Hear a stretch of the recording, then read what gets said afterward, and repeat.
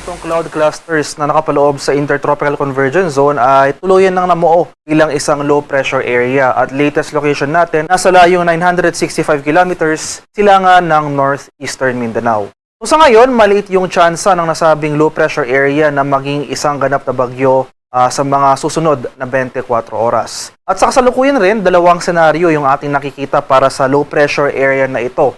Either mananatili ito bilang isang low pressure area sa mga susunod na araw or posible itong maging isang ganap na bagyo or tropical depression as early Monday. In both of these scenarios, ay magiging generally northwestward yung paggalaw ng nasabing weather system na ito. Generally northwestward sa mga susunod na araw at posible nitong tawirin itong area ng southern Luzon and Visayas by Tuesday or Wednesday next week.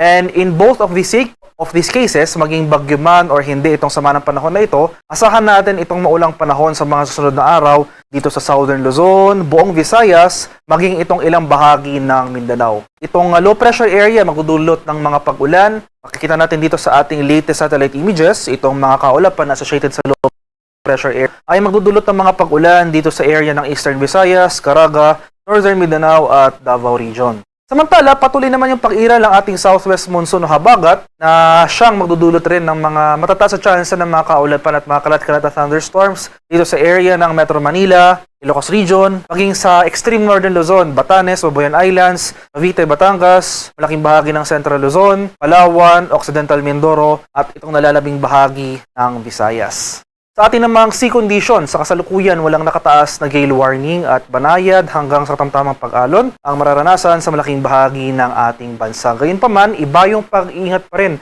sa ating mga kababayan na maglalayag sapagkat kung meron tayong offshore thunderstorm activity, ito yung mga pag-ulan sa ating mga dagat baybayin. Asahan natin yung mga pagbugso ng hangin, kakipot ito yung bahagyang pagtaas ng ating mga alon.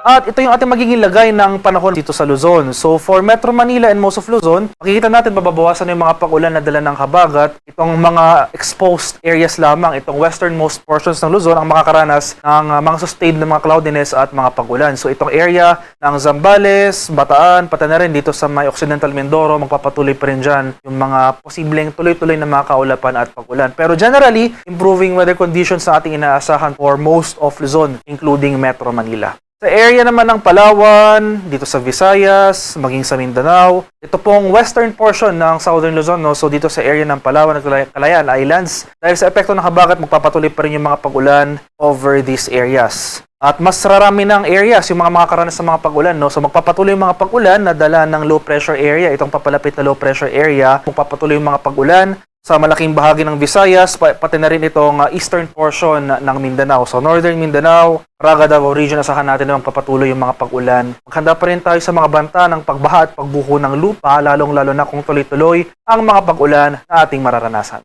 At para naman sa ating 3-day weather outlook, ito yung magiging lagay na ating panahon sa mga susunod na araw. Hanggang Lunes next week, no? So most of the country makakaranas pa rin ng generally fair weather. Pero itong Southern Luzon nga, tulad nga po na nasabi ko kanina, by Monday ay posibleng maging bagyo. And maging bagyo man or hindi itong low pressure area na ito, magpapatuloy yung mga pag-ulan sa malaking bahagi ng Southern Luzon by Tuesday or Wednesday. So as early as Monday, makikitaan na natin ang senyales ng mataas na tsansa ng mga pag-ulan dito sa area ng Bicol Region. So mas rarami pang lugar yung makakaranas ng mga pag-ulan sa araw ng Martes hanggang sa Miyerkules. So including Metro Manila, most of Calabarzon, patuloy yung mga pag-ulan sa Bicol Region, pati na rin sa malaking bahagi ng Mimaropa. Pero itong Northern and Central Luzon, less likely pong maapektuhan tayo ng papalapit na sama ng panahon. So generally fair weather ang ating inaasahan. So for Ilocos Region, Cordillera, Cagayan Valley, and most of Central Luzon, generally fair weather. Nandyan pa rin yung mga tsansa ng usual afternoon to evening ng mga rain showers or thunder.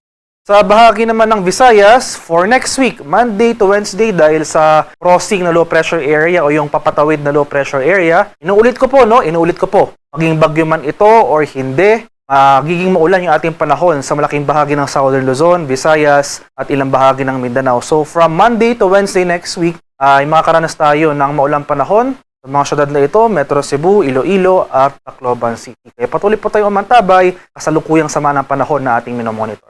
Sa bahagi naman ng Mindanao, so sa mga area ng Metro Davao, Cagayan de Oro at Zamboanga, so dahil na rin sa low pressure area, mapapansin natin, Southern Luzon, Visayas at Mindanao, maapektuhan ng low pressure area na ito, so may kalawakan yung sakop ng mga pag-ulan na dulot ng low pressure area. Nasa rin natin na due to the effects of the southwest monsoon, makakaranas rin tayo ng mga pag-ulan dito sa western portion ng Mindanao. So Monday to Tuesday, most of Mindanao magpapatuloy yung mga pag-ulan na dulot ng papalapit na sama ng panahon. Samantala, itong western portion, Zamboanga Peninsula and portions ng Bar, magpapatuloy rin yung mga pag-ulan na dulot ng habagat hanggang sa Miyerkules. Pero itong eastern and central portions ng Mindanao, nakikitaan po natin ng senyales na posibleng mabawasan yung mga pag-ulan over these areas pagsapit ng Miyerkules. Pero nandyan pa rin yung mga tsansa ng usual afternoon to evening na mga rain showers or thunderstorms.